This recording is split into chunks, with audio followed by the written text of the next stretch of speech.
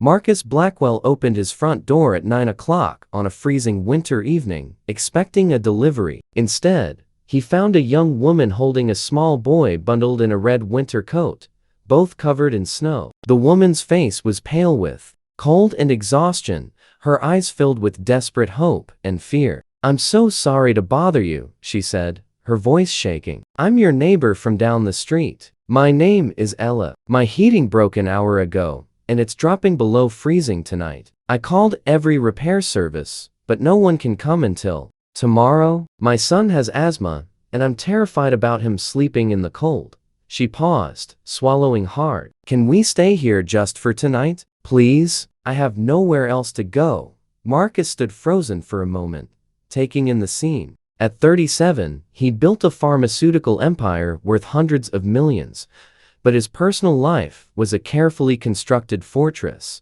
After a brutal divorce 3 years ago where his ex-wife had taken their daughter and vanished into a new life across the country, he'd sworn off emotional entanglements. His modern mansion was a sanctuary of solitude. But looking at this exhausted mother holding a shivering child, something in that fortress cracked. "Of course," Marcus said immediately, stepping aside. "Come in. It's freezing out there." Relief flooded Ella's face as she stepped into the warmth. The little boy, maybe 3 years old, looked up at Marcus with wide brown eyes from beneath his green knit cap.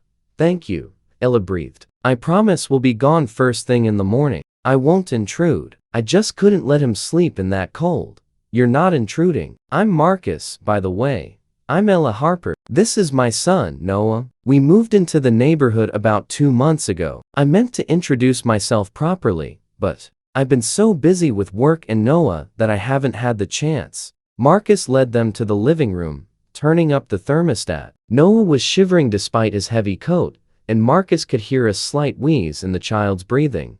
"Does Noah need his asthma medication?" Marcus asked. "I have his inhaler, but I ran out of his prescription yesterday and haven't had time to refill it." Ella looked near tears. "I'm the worst mother. The heating, the medicine, I can't seem to keep up with everything. You're here asking for help, which makes you a good mother," Marcus said firmly. "Noah, are you hungry? I was just about to make dinner."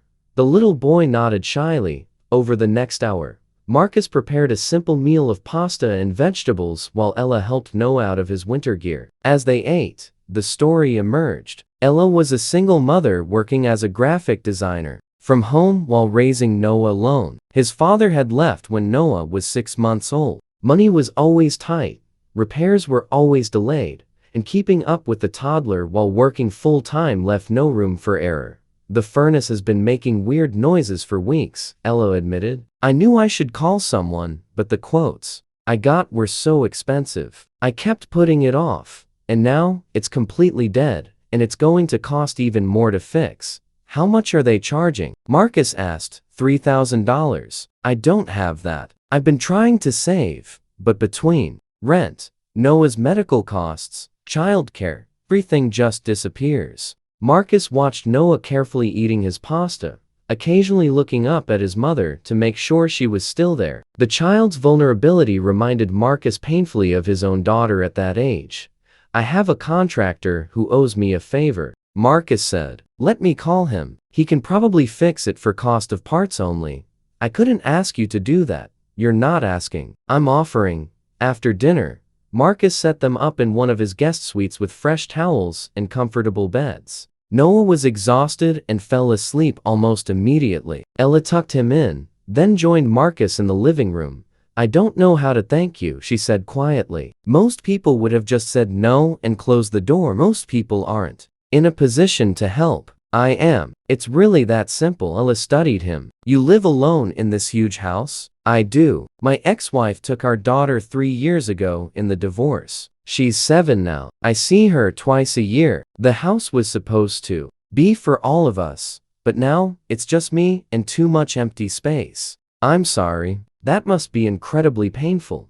Marcus found himself opening up in a way he hadn't in years. He told Ella about the divorce, the custody battle he'd lost, the loneliness of success without family. Ella, in turn, shared her story of betrayal and single motherhood, of choosing pride over asking for help until tonight when she had no choice. Noah reminds me of my daughter, Marcus admitted. Same age she was when everything fell apart. Helping him, helping you. It feels like I'm doing what I couldn't do for them.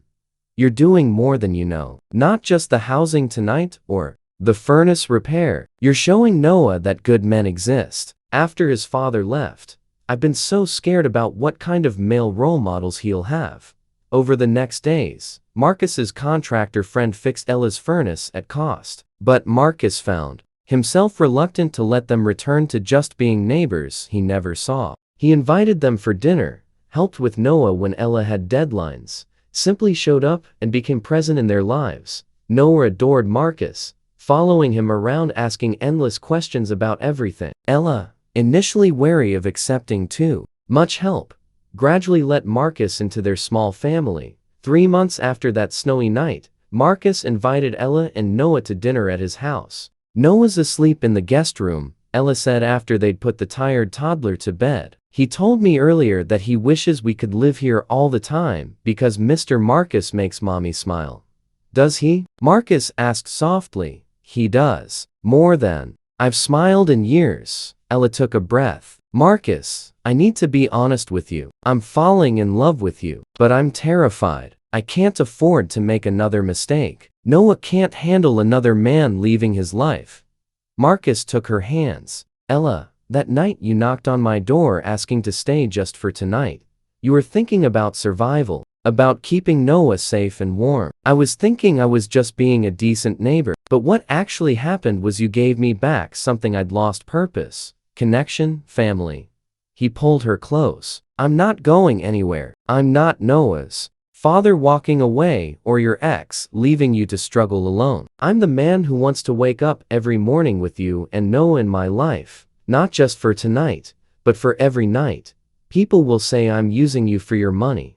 People can say whatever they want. I know the truth. You knocked on my door as a last resort, embarrassed to ask for help. You didn't know who I was or what I had. You just needed shelter for your son. That's not using someone, Ella. That's being human. He kissed her gently. I love you. I love Noah, and I want you both to move in here permanently, not as guests, but as family. The house is too big and empty without you. You make it a home. Ella's eyes filled with tears. Are you sure? This is fast and complicated and exactly what I need, what we all need. 6 months later, Marcus and Ella were married in the backyard of what was now their shared home. Noah served as ring bearer, proudly announcing to everyone that he'd helped Mr. Marcus become his real daddy. In his vows, Marcus told the story of that snowy evening. Ella knocked on my door and asked, "Can I stay here just for tonight?" She was desperate, embarrassed, asking for help as a last resort. What she didn't know was that I needed her more than she needed me. I had a house but no home, success but no purpose, wealth but no family. She gave me back everything that mattered. In one question, he looked at his wife and son. Thank you for asking to stay just for tonight. Thank you for letting me into your lives. Thank you for teaching me that the best investments aren't financial, they're the people we choose to share our lives with, the children we raise together, the families we build from courage and kindness. Ella squeezed his hand. I asked to stay for one night because I had nowhere else to turn. You didn't just give us shelter, Marcus. You gave us a home, security, love, and a family. You showed Noah what a real father looks like. You showed me that asking for help isn't weakness, and that good men do exist. Noah raised his juice cup. Mommy asked to stay one night, and we stayed forever. So if you need help, ask, because one night can become everything. Sometimes miracles look like desperate mothers asking strangers for shelter. Sometimes they look like wealthy men opening doors they usually keep closed. Sometimes they look like one night becoming forever when two broken families become one whole one. And sometimes, the question, can I stay here just for tonight, becomes, can we build a life together? When someone is brave enough to ask, and another is wise enough to answer not just yes for tonight, but yes for always. If this story touched you, like, share, and subscribe. Comment about times when asking for help led to something permanent, or when one night changed everything. Your stories remind us that the best things often begin with the courage to ask and the grace to answer yes.